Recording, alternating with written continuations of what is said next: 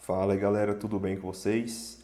Mais uma aula aqui pro canal e hoje falaremos a respeito aí da improbidade administrativa, nossa lei 8429, que está aqui no tópico 3 do conteúdo de legislação, né, para quem for fazer para assistente de administração. Mas essa lei cai para todos os cargos, tá, pessoal? Inclusive para o IF goiano, né, que saiu o edital.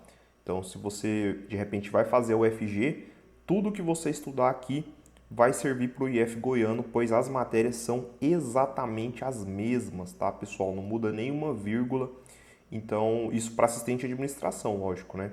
Então, se você for prestar para esse cargo, cara, vai me acompanhando aí pelo YouTube. Vou postar muitas aulas aqui gratuitas, tá? Mas se você quiser ser meu aluno ou minha aluna, vou deixar o link na descrição para você conhecer o meu curso, que lá eu coloco muito material teórico direcionado, resumido em PDF, tá? Para esse concurso e também listas de questões que a UFG já cobrou, tá? Inclusive, por falar em questão, para essa lei, galera, não tem questão, não tem muita questão, na verdade, da UFG. E mesmo se tivesse, tá? A gente não poderia utilizar, porque essa lei, cara, teve várias modificações recentes em 2021, né? Teve uma lei, né? Essa lei aqui, ó, 14.230, ela fez várias reformas, várias modificações nessa lei. Então, todas as questões que vocês fizerem antes da vigência dessa lei aqui, tá desatualizado, tá? Então, sempre que você for, de repente, se você for estudar pelo QC, pelo TEC, qualquer plataforma aí de questões, filtra a lei 8429 a partir de 2000, coloca de 2022 para frente, que aí não tem erro, tá? Para realmente não ter chance de você fazer questão desatualizada, tá? Porque realmente foram reformas muito impactantes nessa lei, beleza? Então, basicamente é isso. Também convido vocês a conhecer minha página no Instagram, @tutorial do concurseiro. Vou deixar o link aí na descrição, tá bom? Vamos começar então o estudo dessa lei, que, como eu falei, né, teve essa reforma aí recente, a gente também conhecida como LIA, né? Então, vocês estudaram antes aí comigo a LAI, né? Agora é a LIA, Lei de Improbidade Administrativa, né? E do que dispõe essa lei aqui? Cara, eu coloquei várias anotações aqui porque quando eu estava estudando para o concurso do TRT Goiás, que teve esse ano, né? Eu fiz minhas marcações, né, na lei, do jeito que eu falo para vocês, ó. Tenha a lei de vocês marcada, coloca as anotações que vocês acharem pertinentes, porque isso facilita muito, tá, pessoal? Então, inclusive, também sugiro que vocês, acompanhando a minha aula, tenha uma segunda tela aí, divida a tela de vocês, né, na lei, né, no código de vocês. Tenha a lei, me acompanha com o seu código, certo? Se você tem um Vadimeco, me acompanha pelo Vadimeco. Porque aí você consegue ir anotando, né, fazendo as suas anotações. E não precisa ficar só no que eu vou falar, você mesmo pode fazer as suas anotações. Isso aí vai ajudar bastante, tá? Mas vamos lá, vamos começar aqui o estudo. No final da aula a gente vai fazer algumas questões. Lembrando, não tem questões da UFG, então peguei questões de outras bancas para a gente resolver, tá? Vamos lá então. Então essa lei dispõe sobre as sanções aplicáveis em virtude da prática de atos de improbidade administrativa. Beleza, vamos começar pelo artigo 1º, é sempre importante, né? Então, o sistema de responsabilização por atos de improbidade administrativa tutelará a probidade na organização do Estado e no exercício de suas funções, como forma de assegurar a integridade do patrimônio público e social, nos termos dessa lei. Pessoal, o caput do artigo 1º não tem nada assim de verdade que possa ser objeto de cobrança, tá? Porque são coisas óbvias, beleza? Então a probidade da organização, enfim, é exatamente para isso. Improbidade administrativa é quando você comete algum crime, alguma coisa que vai, de alguma forma, atenta contra os princípios da administração pública ou importa em enriquecimento ilícito, ou também quando você causa prejuízo ao erário. A gente vai falar sobre essas três hipóteses aí ao longo da aula, tá? Eu coloquei bem grandão aqui essa palavra dolo aqui, né? Por quê? Porque agora a lei de improbidade administrativa, ela só comporta o dolo, não tem mais a culpa, tá, pessoal? Então, se a questão falar assim, se for alguma coisa relacionada à culpa, não se aplica à improbidade administrativa, aqui é somente dolo, tá? Então, aqui no parágrafo primeiro fala, né, consideram-se atos de improbidade administrativa as condutas dolosas, tipificadas no artigo 9º, 10º e 10 e 11 dessa lei, ressalvados tipos previstos em leis especiais, né? Aqui no parágrafo 2º fala assim, considera-se dolo a vontade livre e consciente de alcançar o resultado ilícito, tipificado nos artigos 9, 10 e 11 dessa lei, não bastando a voluntariedade do agente. Então, isso aqui já pode ser uma questão de prova, né? Bastando, a questão só tira o não aqui, né? Bastando a voluntariedade do agente, já torna a questão errada, né? Parágrafo 3º. O mero exercício da função ou desempenho de competências públicas, sem comprovação de ato doloso, novamente, né, com fim ilícito, afasta a responsabilidade por ato de improbidade administrativa. Então, é sempre doloso, tá, pessoal? É sempre doloso. Põe isso na sua cabeça. Parágrafo 4º. Aplica o seu sistema da improbidade disciplinar nessa lei os princípios constitucionais do direito administrativo sancionador também. Pode ser uma questãozinha de prova aí, acho mais improvável, mas quem sabe, né? Enfim, aqui também tem um ponto importante. Ela fala assim no artigo 5º, no parágrafo 5º, os atos de improbidade violam a probidade na organização do Estado e no exercício de suas funções e a integridade do patrimônio público e social dos poderes executivo, legislativo e judiciário. Então, abarca todos os entes aí, bem como da administração direta e indireta, tá? Então, as autarquias, as fundações, as empresas públicas, sociedade de economia mista também aplicam-se aí os atos de improbidade no âmbito da União, dos estados, municípios e DF. Então, todos os entes aí, sem exceção. Parágrafo 6º. Estão sujeitos às sanções dessa lei os atos de improbidade praticados contra o patrimônio de entidade privada, então entidade privada também, que receba subvenção, benefício fiscal ou creditício de entes públicos e ou governamentais previsto no artigo 5º no parágrafo 5º desse artigo. Então, se for uma entidade aí, por exemplo, uma rede do Sistema S, né, que recebe subvenção do poder público, essa pode sim estar sujeita às sanções desta lei, tá? Vamos avançar mais um pouco, porque a gente aqui, galera, a gente sempre vai nos pontos mais importantes, tá? Tem muita coisa, a gente sempre tenta bater nos pontos que eu, particularmente, acho que a banca pode cobrar, tá? Na sua prova. Por isso que a gente vai mais numa rapidez maior, né? Mas se você quiser ir a fundo nos outros artigos, fique à vontade aí, tá bom? Vamos lá. Artigo 2º. Para os efeitos dessa lei, consideram-se agente público, o agente político, o servidor público e todo aquele que exerce, ainda que transitoriamente ou sem remuneração, por eleição, nomeação, designação, contratação ou qualquer outra forma de investidura ou vínculo, mandato, cargo, emprego ou função nas entidades referidas no artigo 1º dessa lei.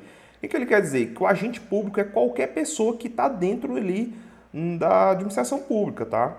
Então, agente público pode ser um estagiário que de repente estagia aí na UFG? Pode, né? Pode ser, de repente, o reitor, lógico, né? Um servidor público, né? Ele é investido numa carreira pública. Então, todo mundo que está dentro da administração pública, de alguma forma, tem algum vínculo com a administração pública, ela, né, até mesmo sem remuneração, beleza? Ela está sujeita aí às sanções previstas nessa lei, tá bom? Beleza. Vamos lá. Aqui me chama a atenção esse parágrafo 1º do artigo 3º, fala assim, ó, os sócios, os cotistas, os diretores e os colaboradores de pessoas jurídicas de direito privado não respondem pelo ato de improbidade que venha a ser imputado à pessoa jurídica, tá? Então, se falar, por exemplo, em pessoa jurídica cometendo improbidade, essas pessoas aqui referidas nesse parágrafo não respondem, tá? Não respondem por esses atos aí de improbidade. Aí aqui vem, né? Salvo se comprovadamente houver participação em benefícios diretos, caso em que responderão nos limites da sua participação, né? Então, tem uma exceçãozinha ali, né? Fique esperto. Artigo 8º. Esse aqui cai bastante, viu, pessoal? Cuidado com o artigo 8º. Cuidado, beleza? Vou colocar um asterisco aqui. Aqui é questão de prova, tá? O sucessor ou o herdeiro daquele que causar dano ao erário ou que se enriquecer ilicitamente estão sujeitos apenas, a palavra, apenas a obrigação de repará-lo até o limite do valor da herança ou do patrimônio transferido. Então, a obrigação de reparar aquele dano é até o limite do valor da herança, tá? Não, qualquer coisa diferente disso pode marcar errado. É até o limite do valor da herança ou do patrimônio transferido, beleza? Ok. Aqui do parágrafo único fala assim, né? Nas hipóteses de fusão e de incorporação, a responsabilidade da sucessora será restrita, né? A obrigação de reparação integral do dano causado, até o limite do patrimônio transferido, não lhe sendo aplicáveis as demais sanções dessa lei, tal. Então só observa aqui essa palavra restrita, né? Será restrita a obrigação de reparação integral do dano causado. Aqui, galera, é porque assim, tem algumas palavrinhas que realmente confundem na hora da prova, né? Às vezes você vê uma palavra dessa aqui numa alternativa, você já fica desconfiado, né? Só que, cara, aqui você tem que ver, né? Aí se for nesse caso, tá certo, né? Então, por isso que essas palavras é sempre bom vocês ficarem de olho aí, tá? Beleza. Aqui, pessoal, a partir do artigo 9º, ele começa a trazer, né, essas hipóteses aí, né? Então, a primeira fala a respeito do enriquecimento ilícito, tá? Todos os atos que importam enriquecimento ilícito. Digamos assim, que essa daí é a mais grave de todas, tá? É a que vai ter uma sanção mais, digamos assim, mais grave entre as três, beleza? Aí aqui no rol do artigo 9º, né, esses incisos todos, eles trazem várias situações que podem ser um enriquecimento ilícito, tá, pessoal? Eu não vou ficar lendo isso aqui tudo com vocês, a aula vai ficar muito longa. Então, assim, o que eu sugiro? Faça a leitura desses incisos aqui, tá? E tentem entender e tentem fazer a associação com o respectivo aqui. Por quê, ó? O que a questão pode vir fazer? Ela pode pegar qualquer um desse aqui, ó. Pode vir aqui, ó. Receber vantagem econômica de qualquer natureza, não sei o que, tal. Esse aqui é o quê? É enriquecimento ilícito? Ou é prejuízo ao erário? Ou é atos que atentam contra a administração pública? Aí você tem que saber, entendeu? E aí vai inventar uma quarta lá, né? Então você tem que saber. Só que assim, de modo geral, cara, você tem que, pelo menos assim, enriquecimento ilícito, o que você pensa nisso? Enriquecimento ilícito. É você, de repente, ganhar um dinheiro de forma ilícita, coisa óbvia.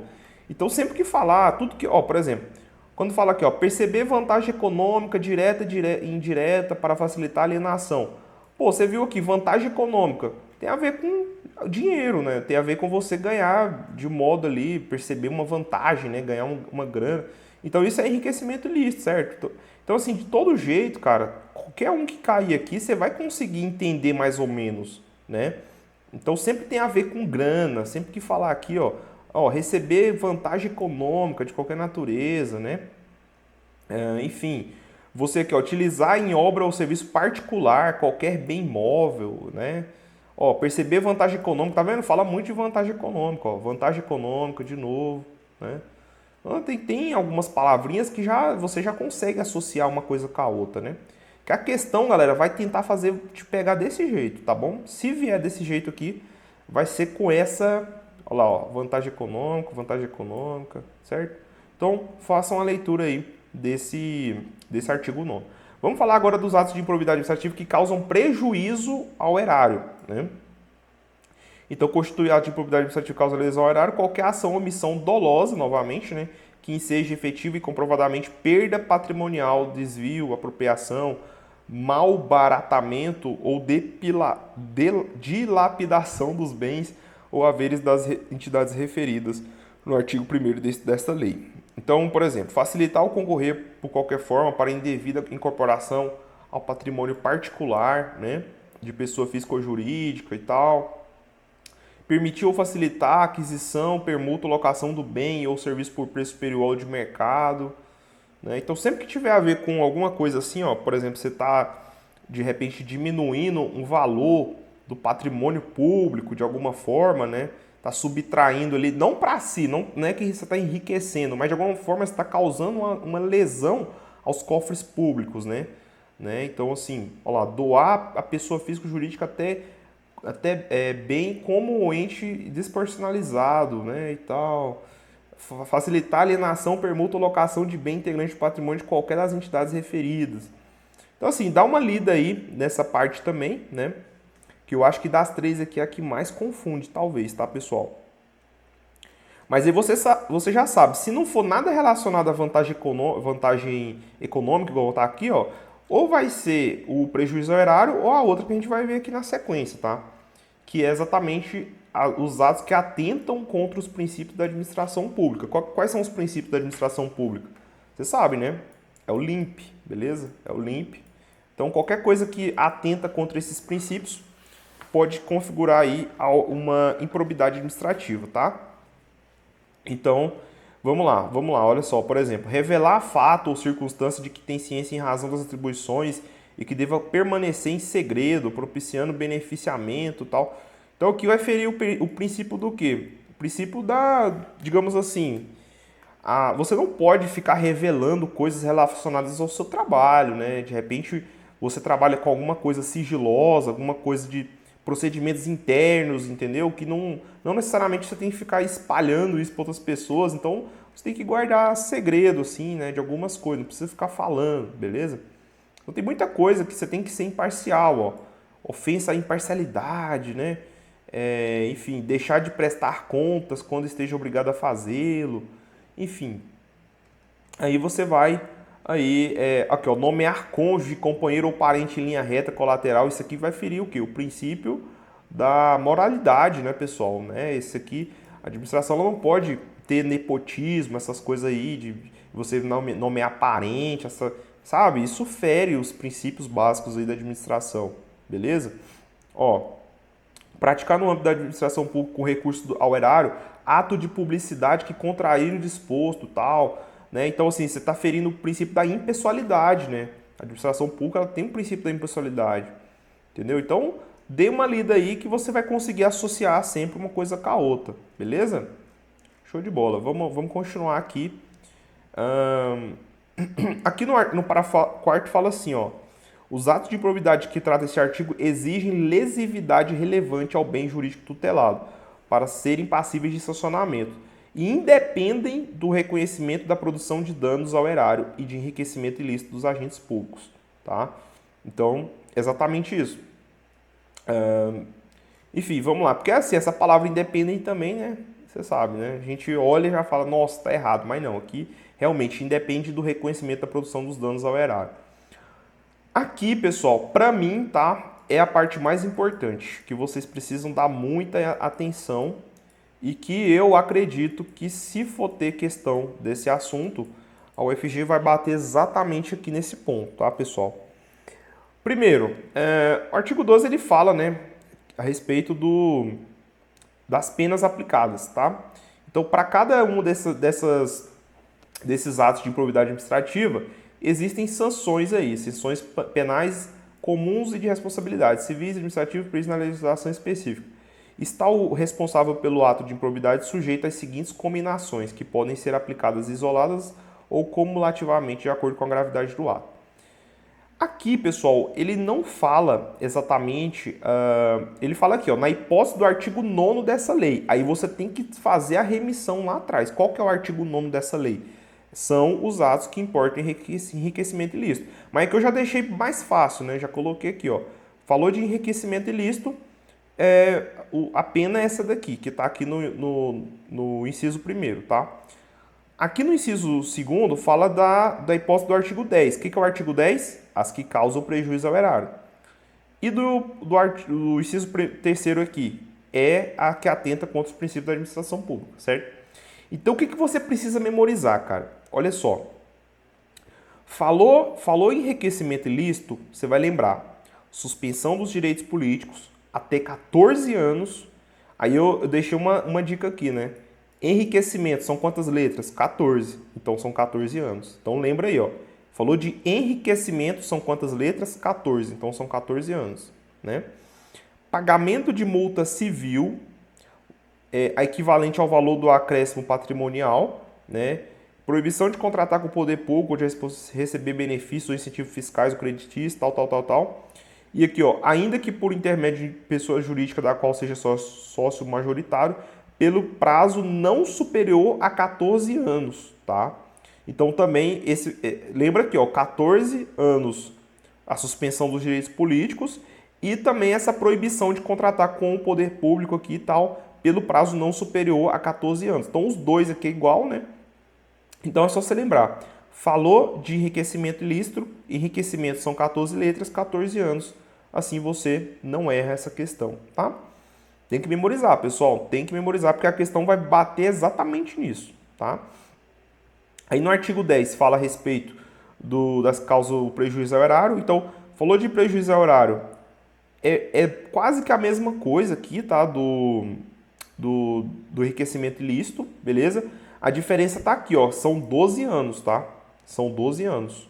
E também pensa o seguinte, ó. Aqui o pagamento da multa civil é equivalente ao valor do acréscimo patrimonial no enriquecimento ilícito. Aqui já é equivalente ao valor do dano, né? Porque você está causando um dano à administração pública. Entendeu a diferença? Então, beleza. E a contratação com o poder público pelo prazo não superior a 12 anos. Então, aqui, a suspensão dos direitos políticos até 12 anos e a proibição de contratar com o poder público também 12 anos. Grava isso aí. Grava isso daí, tá? E aqui no inciso terceiro, que fala dos princípios da administração pública, né? Atentado aos princípios, aí a sanção é menos gravosa. Então você tem aqui o pagamento de multa civil, beleza? Até 24 meses, né? O valor da remuneração percebida pelo agente e proibição de contratar com o poder público ou de receber benefícios ou incentivos fiscais ou creditícios, direto ou indiretamente, ainda que por intermédio de pessoa jurídica da qual seja sócio majoritário, pelo prazo não superior a 4 anos, tá? A 4 anos. Então lembra, falou de enriquecimento, 14 letras, 14 anos. Falou de causar prejuízo ao erário, 12 anos. Falou de atentado contra os princípios da administração pública, 24 meses e a proibição de contratar pelo período não superior a 4 anos, certo? Grave isso aí, cara. Eu estou enfatizando isso aqui porque realmente eu acho que daí vem questão de prova, tá?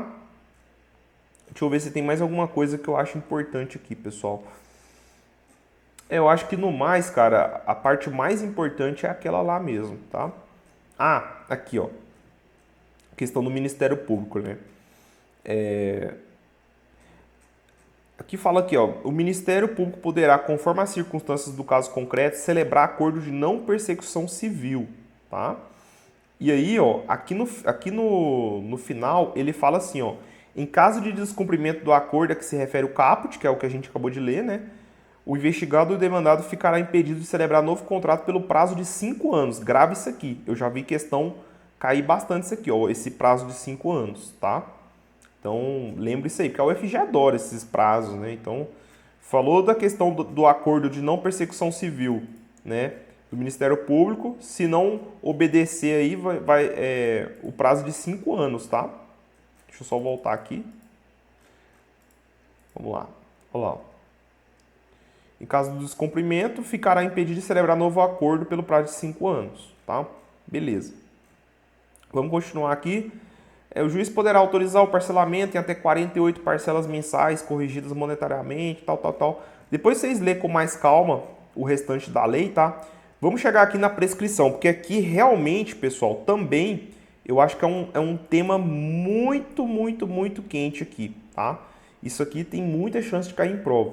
Então ele fala assim, o artigo 23, a ação para aplicação das sanções previstas nessa lei prescreve em 8 anos, certo? Contado a partir da ocorrência do fato ou no caso de infrações permanentes do dia em que cessou a permanência. Grava esse 8 anos, pelo amor de Deus, cara. Isso aí tem muito cheiro de prova isso aí, cara. Muito mesmo, tá? Show? Beleza. Com isso a gente encerra aqui o estudo da lei, tá? Vamos resolver algumas questões aqui para você ficar craque aí, beleza? Vamos lá. Suponha que um servidor público lotado em determinada Secretaria de Estado tenha, de forma dolosa, utilizado em obra particular, veículos pertencentes à Secretaria, bem como o trabalho de demais servidores na referida obra. Com base nas previsões legais contidas na Lei de Improbidade Administrativa, assinale a alternativa correta. Então, falou de obra particular, pessoal, vamos voltar aqui, ó. Pera aí, deixa eu ver se eu encontro aqui o lugar certinho. Aqui, ó. Falou em utilizar, ó, o inciso 4º aqui. Utilizar em obra ou serviço particular qualquer bem imóvel, propriedade à disposição de qualquer das entidades referidas no caput e tal. Isso aqui, pessoal, olha, bem como o trabalho de servidores, de empregados ou de terceiros contratados por essas entidades. Ou seja, você está enriquecendo ilicitamente, né? Você está utilizando do bem público para benefício próprio aí, né? Para fazer uma coisa própria, tá? Isso aqui importa enriquecimento ilícito, beleza? Então, aqui, ó. O servidor cometeu o ato de improbidade administrativa que importa em prejuízo ao erário? Não, né? O servidor não cometeu o ato de improbidade administrativa apenas ilícito penal? É errado, né? Ele cometeu sim um ato de improbidade, né? O servidor não cometeu ilícito? Cometeu sim. O servidor cometeu o ato de improbidade administrativa que importa enriquecimento ilícito? Perfeito, letra D, o gabarito, certo? E o servidor cometeu o ato administrativo que resulta em atentado aos princípios? Não, letra D é o gabarito. Questão 2. O sucessor ou herdeiro daquele que causar dano ao erário ou que se enriquecer ilicitamente estão sujeitos apenas à obrigação de repará-lo até o limite do valor da herança ou do patrimônio transferido. Vocês viram, né? Tá certo, é apenas mesmo, tá bom? É apenas a obrigação de repará-lo até o limite do valor da herança ou do patrimônio transferido. Vamos voltar aqui, ó, na lei. Artigo 8º, né? Então tá aí, ó, apenas obrigação de reparar até o limite do valor da herança ou patrimônio transferido. Letra, quer dizer, gabarito certo. Questão 3. A responsabilidade por ato de improbidade administrativa é afastada pelo desempenho de competências públicas sem a comprovação de ato doloso com fim ilícito. Vamos lá. A responsabilidade por ato de improbidade administrativa é afastada pelo desempenho de competências públicas sem comprovação, é afastada, né? É afastada sem a comprovação a comprovação de ato doloso com fim ilícito. Tá certo, né, pessoal? Porque se não comprovou ato doloso, foi como eu falei, aqui na lei de improbidade é atos dolosos, tá? Ela é afastada de fato, beleza? Vamos ver se tem exatamente isso aqui, ó. É afastada, peraí. Vamos ver se a gente acha aqui a parte que fala, aqui ó. Parágrafo 3º do artigo 1º, bem no comecinho, né? O mero exercício da função, o desempenho de competência pública, sem comprovação de ato doloso, afasta a responsabilidade por ato de improbidade administrativa. Então, exatamente, tá certo, tá?